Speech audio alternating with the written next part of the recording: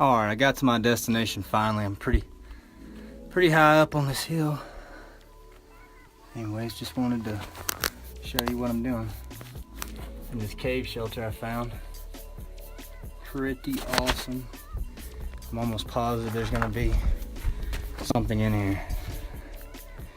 I'm almost positive. I'm gonna dig around for a little while. And then I'm gonna go up to that second layer of it.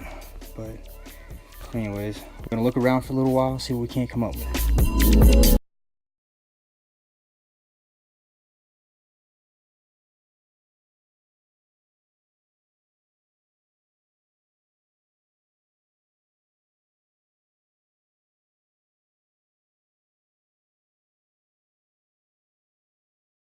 Found a lot in the last couple minutes, and I pull out a little granola bar, trying to give me some energy back. And as soon as I step through this little narrow way between the trees, I just so happen to look down. I see a little triangle down there.